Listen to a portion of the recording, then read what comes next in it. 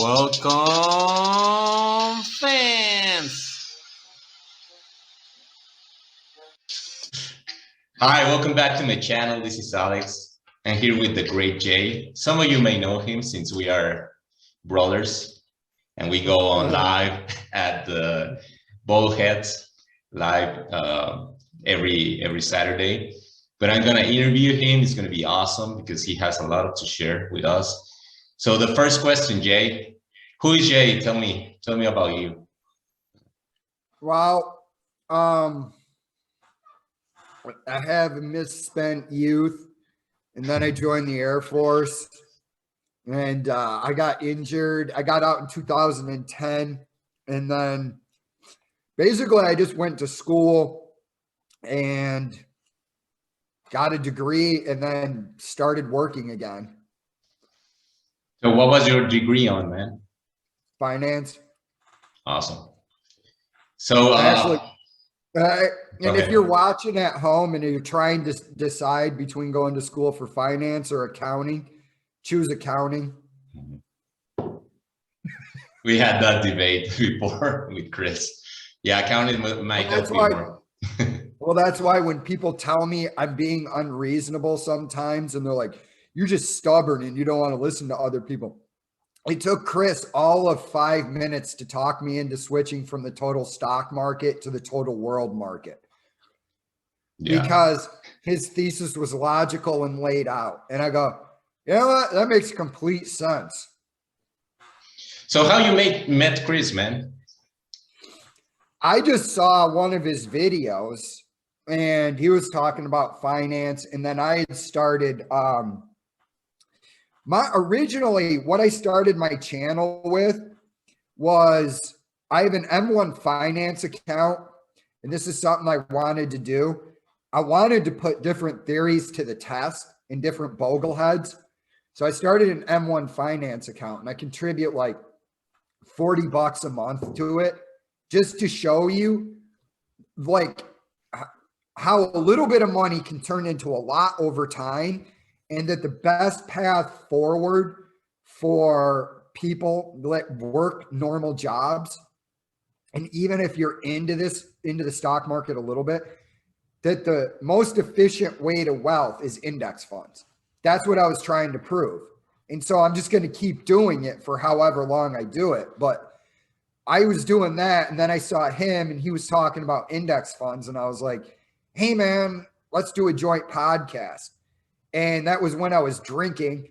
So I would just get hammered and we would do a live stream. And then it just kind of morphed. He wanted to do it earlier and I needed to take a long break from drinking. So I just said, yeah, man, let's do it in the morning.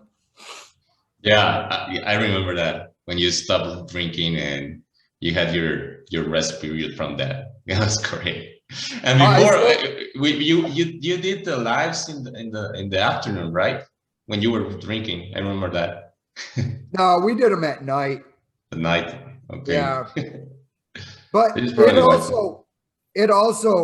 something I realized is I'm like, you sound like a moron once you're me, not you, but I was like, I sound like a moron once I get to about 6 beers, and I shouldn't be on camera saying stuff.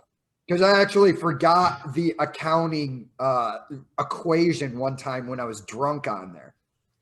I'm not saying anything bad. I've forgotten a lot of stuff that's pretty common when I've been hammered before, where I'm like, yeah, I know this and I should know it, but I don't know it right now. So, and it was, I just decided, I'm like, dude, I just got sick of hangovers. Yeah, it happens. It happened to me too. I was a big drinker before. In my and now that I'm not drinking, I'm like, this is strange. I don't really miss it. Mm-hmm. You become more focused, man, and more into what you want to do. You get more in depth into your life, and you start enjoying other things like being there's nothing people. Yeah, there's nothing wrong with getting hammered. No. You just don't need to do it all the time. And that's what I was doing. I still have a bottle of Lagavulin 16 sitting behind me. And I'm not saying Like there's not going to be a night where I'm like looking at a 10K and I'm not going to break out like a glass of whiskey. But I just told my audience, because some of them were used to me getting hammered while I was doing stuff. And I go, I'm done with that. I'm having way too much fun going to bed early and sleeping. And sleeping well. Yeah, and sleeping a lot. Resting. Yeah. Yeah, I have problems sleeping. So when I used to drink, I couldn't sleep very well. So when I just quit it, it was over for me. Now I can sleep soundly for 8-9 hours. It's amazing.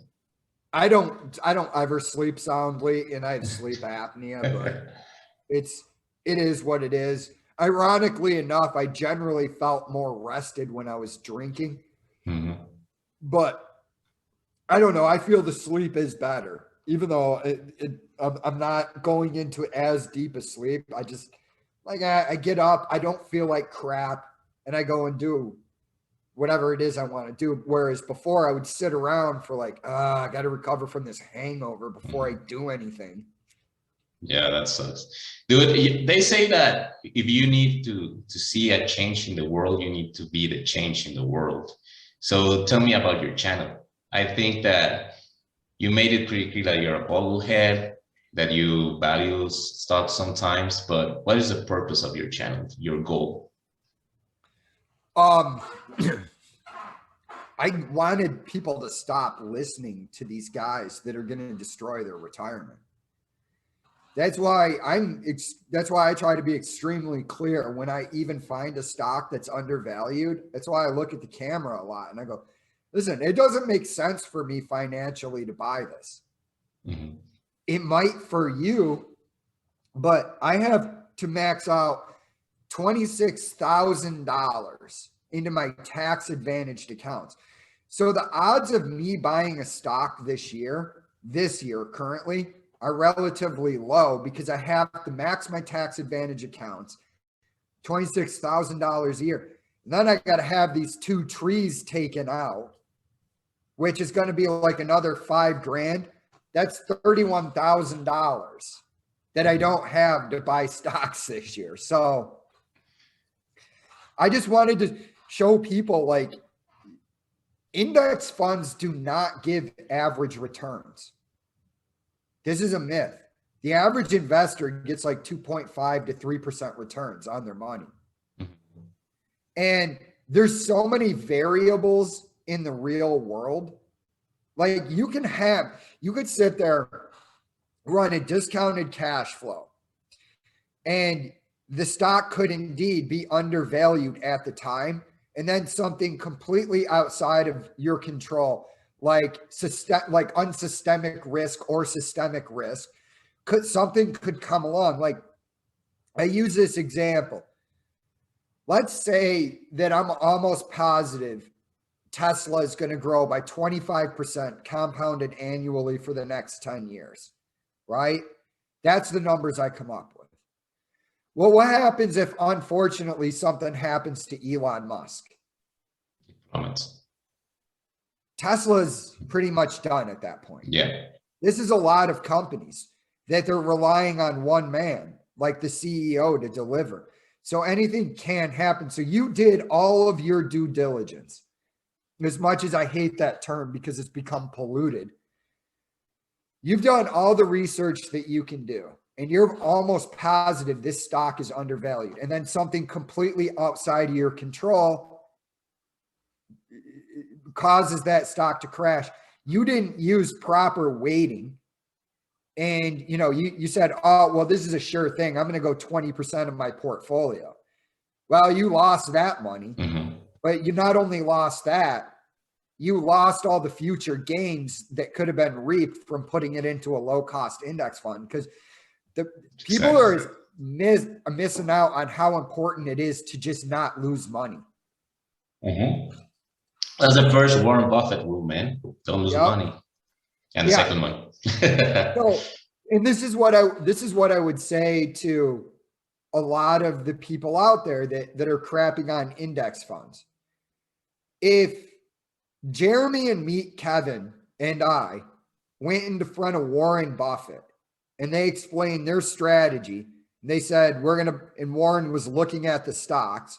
And then I came and I explained my strategy.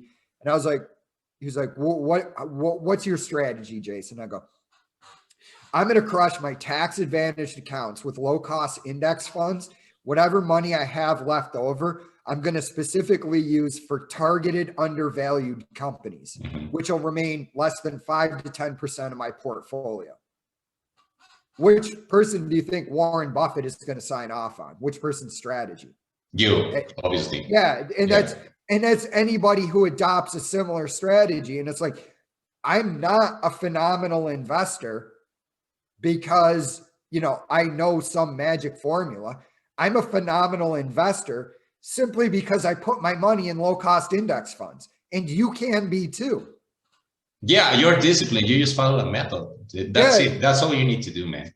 You don't have to be a genius to invest. Yeah, I always say that to my community. So yeah, as long as you follow a specific index, you can have a lazy portfolio and you'll be fine. So hence my next question, man. What do you think about people that say that you don't understand growth? Do you don't understand a company that has a 300 PE and issues more shares and is the future? Tesla, for example. What would you say to them? They don't actually understand growth. No. Value investors understand growth. See, value investors understand that there's a limit on what you're going to pay for growth. So it's like when you use a discounted cash flow, people want to say, well, you're not accounting for growth. Discounted cash flow does account for growth. And I've shown that repeatedly on my channel, where it's like this stock, because it's high growth, is telling me, this discounted cash flow is telling me that I've had stocks on there that are going to grow, that I project could grow so phenomenally. Okay. That it justifies me paying a 50 price to earnings ratio, where, where it's traditionally somebody's going to say you want to pick it up at a 10. But if you look at, like, if you expect a company to grow like Amazon did, right? 35% compound annual growth. That's subtracting Amazon has gotten like ridiculous PE ratios. But, back in, 2010, the growth that Amazon was going to put up, you'd have been fine buying it at a 50 price to earnings ratio. But it's just when you get into ridiculous territory, it starts to become, what do you believe? Because I just showed in that video, it was like, you need, in order to justify a 300 PE ratio, and that's using a discount rate of 12.5. So if you use 10, it would actually require less. But you're assuming that it's going to grow 52% compounded annually over the next 10 years. Boy, that's a tough sell to me. Yeah. For a company that's as large as it is in the automotive space, maybe if this was a new and emerging retail company that was going to change the way we consumed products, I could buy that. But, and then, people want to say, well, look at Amazon.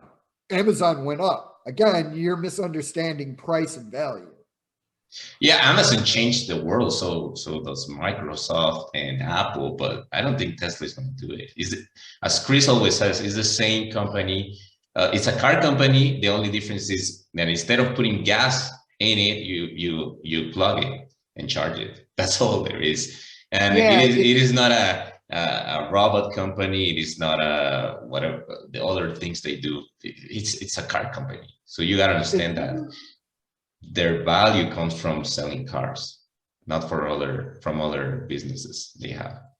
If you're new to investing, go back to the .com bubble and read articles about Cisco System and Intel. You're going to see the exact same arguments they were using back then, just with different words in them. Yeah. This is the future. You're not understanding growth. And I remember in the late 90s, I wasn't even investing then. And people were talking about how Warren Buffett is clueless. You know, he's disconnected from reality. He doesn't understand the new market. I remember all of these arguments. And 20 years later, the new generation is using these arguments, talking about how Warren Buffett doesn't understand growth. And at the time, Warren Buffett said, well, I didn't buy these tech companies because I couldn't understand them. Yeah. He didn't understand the fundamentals. Yeah. So every generation has to rediscover the fact that Warren Buffett is Warren Buffett for a reason. Like Howard Marks is Howard Marks for a reason. You know, Peter Lynch was Peter Lynch for a reason. These guys know what they're talking about. And it's the ultimate form of arrogance when somebody calls me smug for not believing Tesla's numbers. I'm like, who's more smug? The guy who's sitting here going, I don't have any confidence I can outperform the market. Or the dude going, you don't know what you're talking about. You don't understand growth, dude. I'm going to crush the market. Warren Buffett doesn't know what he's talking about. Yeah, he doesn't know what he's talking about. And he's the fifth richest person on earth. So, yeah. Well, I mean, he's proved his chops, and he keeps, again, him and Charlie Munger keep proving why they are who they are. Exactly. And all their process is buy undervalued companies. Now let's go to a darkest territory, man. Who's the biggest grifter on YouTube? I don't know, man. I don't know, because there could be somebody I'm unaware of, but you know, what the obvious answer is, it's Meet Kevin and Jeremy Lefebvre, man. They're straight grifters. I mean, paying somebody $20,000 for it's what? Insane. This is what I would honestly ask him if I was interviewing him. I would say, what is it that you think you discovered that warrants $20,000 for you to teach somebody?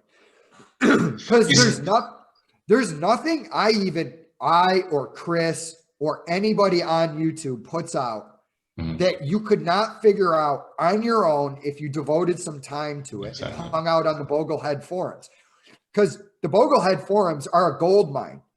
It's amazing to me that this resource is there and people don't use it.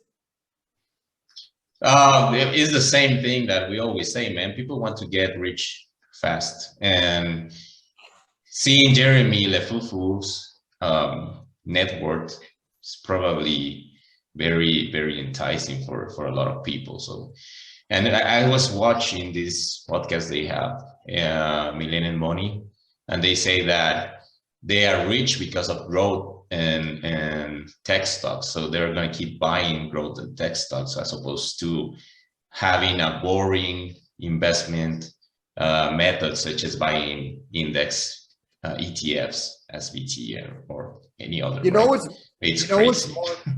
you know what's more exciting than all of that? Not losing money. Exactly. You can call index funds boring, but again, I go back to, you have two stocks. We'll call one of them Tattooed Truckers Taint, right? You bought hypothetical growth company, and I'm sitting there and you're calling me a moron because I bought an ETF, right? Both of these dropped by 60%. Who's panicking, me or you?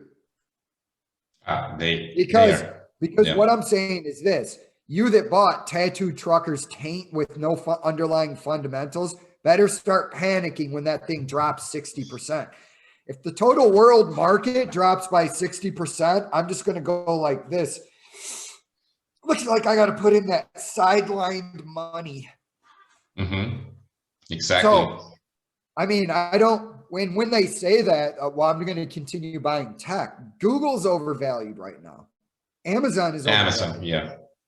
They're all overvalued. So you're just flooding your money and lowering your future returns. Yeah. I'm with you on that. And besides, You said it. It's easier to have index funds. And I know you're a bogglehead and your portfolio is mainly VT, but have you had Well, any stocks? it's actually pretty close between VT and the Vanguard total US stock market. Mm-hmm.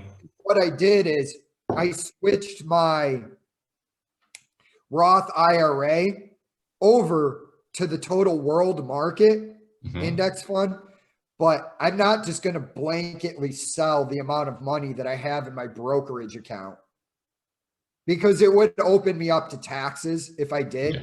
So to me, I'm like, you know what? I'll just take $6,000 out of it every year, put that into the total world. So right now, in all honesty, my portfolio wouldn't make complete sense unless I explained it to you. Like now, I had total US market. Chris convinced me it was better to go with the total world market because he made a logical argument to me. He said, don't you think it's better to own every company in the world when international outperforms US sometimes? And I go, God damn it, you're right. So, the same thing happened to me, man. My portfolio was like yours, and then I had to switch it up bit by bit. Yeah, so I mean, that's like I said, you know, when I'm arguing with somebody, you were just stubborn and like, no, I'm actually quite easy to debate. If you make a good logical argument, I might go, I never thought of it that way. So yeah, Chris tends to have a way of influencing others. He's very intelligent. So yeah, he's a very intelligent guy. Yeah. And I mean, what do you want me to say? This is what I say. There is an ocean of stuff that I don't understand about investing. And there is an ocean of stuff that Warren Buffett doesn't understand about investing. And he would be the first to tell you that. You're always learning. So if somebody comes along and they make a logical argument, I'm going to go, okay. If somebody came along and said on my spreadsheet, hey man, I think you need to include this, this, and this and do this. And they said, this is why, and it was logical, I'd probably start incorporating that in. Are you buying any stocks right now, Jay? Or do you have any particular company that you like? No, because I got to max my tax advantage accounts, $26,000. And then, like I said, I've got incidental costs this year, taking down 2 trees in my yard, which that would mean I have to come up with more than $31,000 before I even buy individual stocks. So this year is probably only going to be an index fund year. So if you could go back in time and fix your biggest mistake as an investor, what would that be? Tell us about that. I would start investing when I was 12. I don't know if you could, man. You probably. I'd take all my birthday money and I'd be like, Mom, I just want you to put this money into this low-cost index fund in my Roth IRA. You would be rich right now. I wouldn't even be rich at the years of doing it. That money would be in there. And then I would probably just be running intrinsic value. And when people were like, so how much money are you putting away? Like, oh, I started at 12 and invested till 40. I'm done. I just need to ride this out till I'm 59. I'm not like, I'm just going to buy whatever it is. I might even gamble on some stocks because I just don't care. You know what I mean? Like that would be 30 years of investing at that point. So it's like at that point, I would be a multi-millionaire several times over when I went to retirement. So, you know, with the situation I'm in financially, I'd probably just be like, yeah, I quit my job. I'm just hanging out, letting that money appreciate. Yeah. What would happen if you achieve financial independence, man? What would be the first thing you do? Probably if I achieved financial independence, I'd probably just go to bed and have the most rewarding sleep of my life. Just sit there like, I don't have to do anything I don't want to do for the rest of my life. Would you write a book?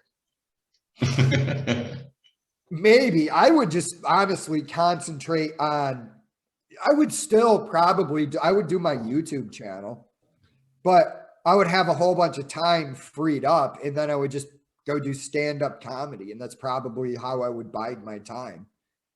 That's amazing. You need to do some stand-up comedy in your channel, man, someday.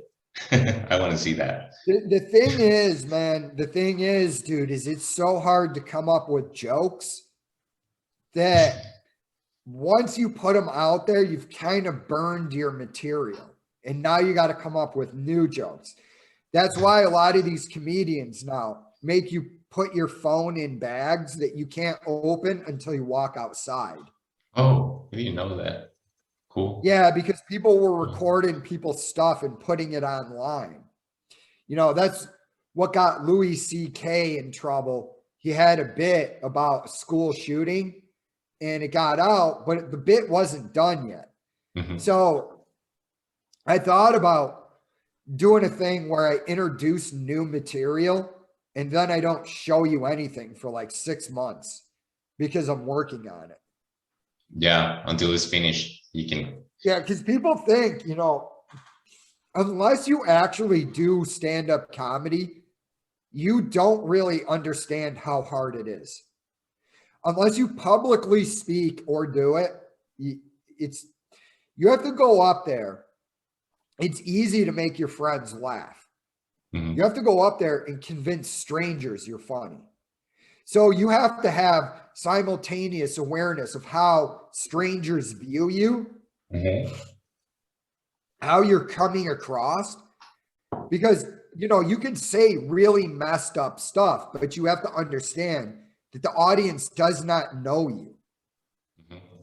And people might get offended. Yeah, you have to get them on your side. Mm-hmm. So finally, dude, I want you to give a message to both our communities. Tell them where they can subscribe to your channel, the name of your channel, anything you want to say to us. Go ahead. No, man, you can subscribe at J Naugy on YouTube. I mean, we've covered all the messages that I would have. Yeah, I believe your channel is very good, man. You do you value stocks. You talk about financial themes, subjects. You rant sometimes, and that is very funny.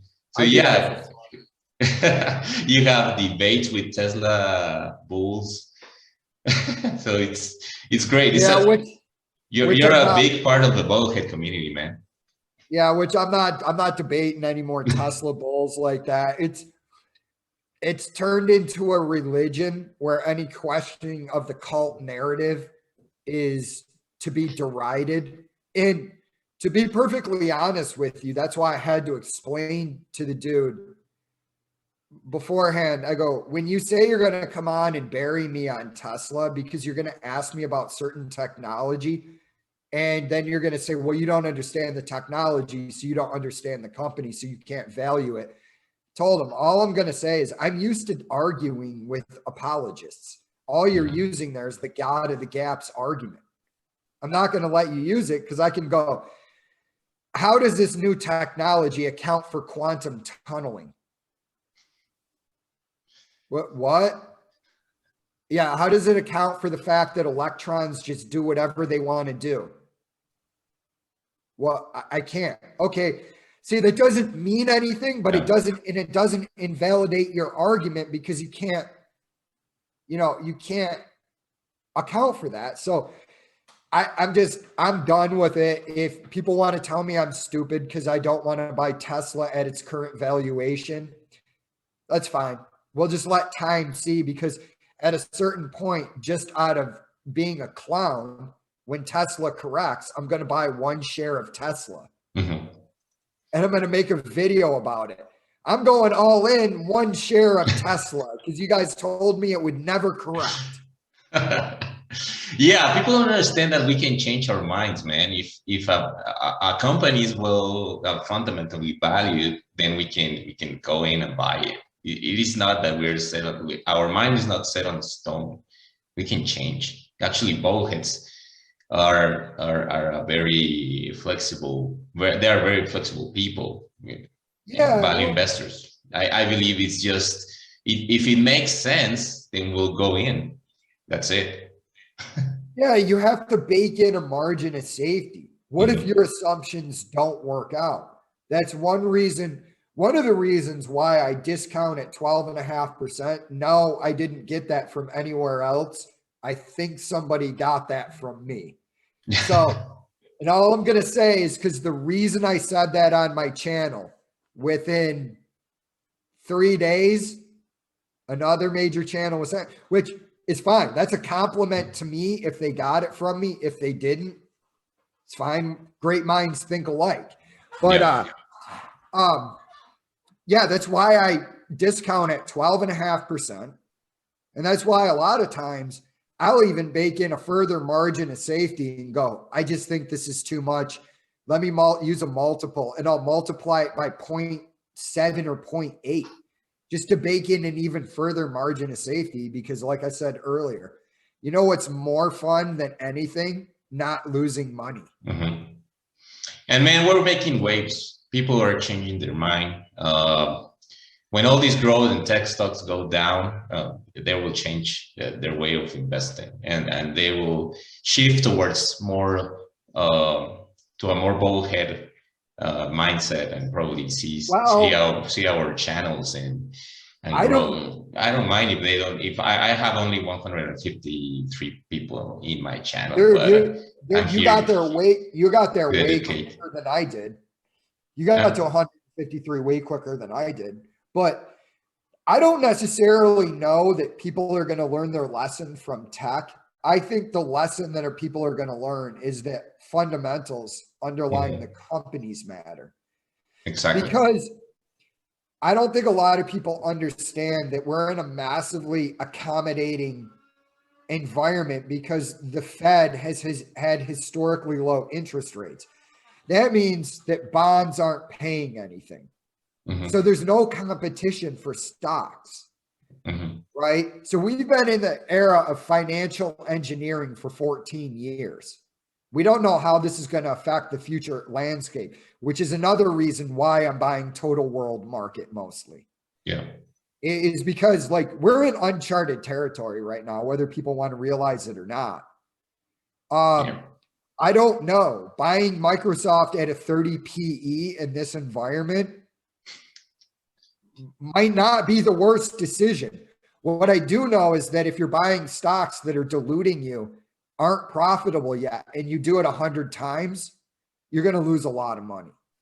Yeah, you probably get one right or two, but you'll get a couple right. Yeah. The question then becomes, I made 100% or 400% on Tattooed Trucker's taint, but I lost money on the other 10 stocks in my portfolio, or other 9. How well am I doing?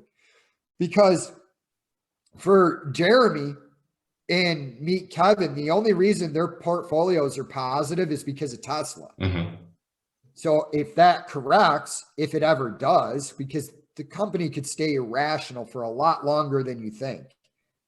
But if it ever corrects, then they're going to all be in negative territory. Yeah. And that's really just because they bought unprofitable stocks. Yeah, they bought companies that don't they dilute you. They don't have a good EPS. They don't have a P ratio that is actually they're not producing. This was another thing that I told that Tesla boy. I don't care about anything but your free cash flow and your earnings per share, because that is what is paid to me as the owner of the company. I don't care what you think, how many cars they're going to sell, what you think the gross margin is going to be. None of that matters to me. What matters is the underlying free cash flow and the earnings per share. That's all I care about. And again, there's a lot of people that don't understand that. They think if I go in and I look and they're like, you know, well, this, and this is going on with the company. So what? Yeah, it doesn't reflect in their numbers, so it doesn't matter. Yeah, I mean, it goes like this. If something happens, the price of, I don't know, cobalt goes up, right? Mm-hmm. And you're trying to say, you know, Tesla's going to do this, this, and this. Here's its margin. And then I go, okay, well, cobalt went up. Now your margin's lower. You're going to lose money. Whereas if I'm sitting there going, well, I don't care about any of that. Is it affecting the free cash flow? Okay, it's not, then I don't care. Yeah, exactly. So I think we are gonna wrap it up here. Thank you, Jay, for being with us. It was a pleasure. Anytime. You rock, man. Thank you, brother. I'm gonna have you more in my channel. I hope someday I'll be in yours when I grow more. Dude, I don't have that many more subs than you. Yeah, I know. 560. You know what I mean? It's not like, that's not like your channel is really any noticeable difference smaller than mine. Yeah, but I think you got into account what you know and your experience in the investment market. So that's, I really look up to you and Chris. You guys are amazing. You do a very good job in teaching people what to do and what not to do in your own personal way, right? So I think that's the value of having people like you guys in YouTube. So that's why I'm here, always pumping up your channels, telling people to follow you. So it's the same, and it won't change because you guys are doing the right thing in my personal point of view. But thank you for being here. Yeah. And it's because it's just my opinion. People have asked me about like products and I go, I'm not going to sell a course. No, if I write a book, you can buy it, you can buy the book. I have no interest in doing that because like I said, what am I going to do that you can't find on your own? Well, you know, you could teach us how to do a discounted cash flow. Okay, well, Investopedia in Excel will teach you how to do a discounted cash flow. All you have to do is go to Investopedia. All you need is the formula. And, you know, if you can't figure that out mathematically, then just put your money in index. Exactly. You know what I mean? So it's like, what would, there's no case for that because it's what got me into this originally was all of these YouTubers selling courses. And I'm like, you're 19 years old, right? I get you. Be a phenomenal investor, but what are you talking about? And then I took Ryan Scribner's course and then I go, I want to sit across from this dude and ask him, do you understand $300, how much that is to the average person who just wants to learn basic investing? And this person doesn't know enough. And that's not to say that negatively. They don't know enough and they don't really want to learn. So your entire course could be avoided by just telling them to put their money in index funds and why. And, you know, it's like $300. There's probably somebody out there that $300 represents a substantial portion of their work week. And so, you know, that's why when people ask, like, are you going to do a course? I'm like, no, I'm not. Cause I don't think it's the right thing to do. Yeah. It's better if you write a book, man. Yeah. And it's like, I may indeed write a book one day, but my book would be not only on, see, this is another thing about my channel, and I'm going to incorporate more stuff in. I don't want to just do finance. I like doing rants. I like talking about stuff I see in the news. And I'm going to continue to do finance, but it's just one of many interests I have. You know, you look at some of these guys and I'm like, you know, meet Kevin or Jeremy, and I go, your only interest is the stock market, and yet you suck at it. So, yeah, people are going to be very well off if they invest their money not in courses like that, man. just in BTU. Yeah. Well, meet Kevin's course is $800. That's insane. That is for a substantial portion of the US population and the entire world. That is more than a week's worth of pay that they bring home in cash. So yeah, we get professionals here that don't make $800 a month in Mexico. I mean, so yeah. So I makes mean, you wonder. There's probably somebody somewhere in the world who bought Meet Griff's course thinking they'd learn to invest. And it's like, I could just look at him and go, dude, here you go. Read the little book that beats the market. That's about 3 hours of your time. Hang on this Boglehead forum. And here, use Investopedia to learn how to do a discounted cash flow. Okay. Well, what am I looking for in the stock? Ideally, you'll see free cash flow going up every year, and you'll see that earnings per share going up every year, and other people aren't talking about this hype stock, and you can pick it up for a steal. Exactly. And that's when you buy a stock. Other than that, put your money in low-cost index funds. Yeah, if you don't want to hustle and learn, or you're not good at math and you're valuing stocks, then go into an index fund, and that's it. You don't have to do all this. Well, it's an extremely arrogant proposition to say that you can beat the market. And I want to look at a lot of people that say that they can and go, well, there's entire schools of study in finance on solely beating the market because it's that difficult. So, what I would say to that is, to the average person, you're capable of beating the market, but how much time are you willing to put in? Because you're going to have to work. This isn't free money. Yeah. You're going to have to look at literally thousands of stocks to beat the market, because that's what Warren Buffett does all day. And then you need to be lucky, man. Yeah. That other people are not looking into your stock, buying it, and then the price is going to go up, and then you're screwed, man. Because and it's like, be prepared to be patient, because Intel is trading below what it was trading for in 2000. Are you willing to sit on a stock for 20 years? Because you might have to. Yeah. And so, but it's like, or just take the easy route. If you don't want to learn this and take the risk, smash index funds. You'll be fine in retirement. Your neighbor who's getting rich in crypto is not going to be rich. No, freaking cryptos, man. So that's the last message we have for you all. If you want to do it simple, keep it simple, as Peter Lynch once said, and buy ETFs, index ETFs. Yeah. Yeah. I agree. So that's all for us now. Thank you, Jay, again, for being here. Anytime, man. Thank you all. And thanks for watching, guys. You can sub to me or whatever. Yeah, you're gonna love his channel, man. Also, you should look at Strongman, Capital Mindset, and Investing Sucks.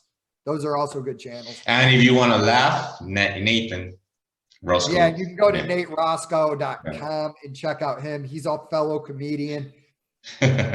He's a great guy. He's young and great. He's young. That's why at one point we had to say, Nate, you're in timeout. He's going too extreme on us, and we're like, you say ridiculous stuff, but you stay off of the racial stuff. We know it's funny. That's how military guys are with each other. The general public doesn't know that. I remember that. I wasn't there for, remember? So we had pretty good times. Yeah.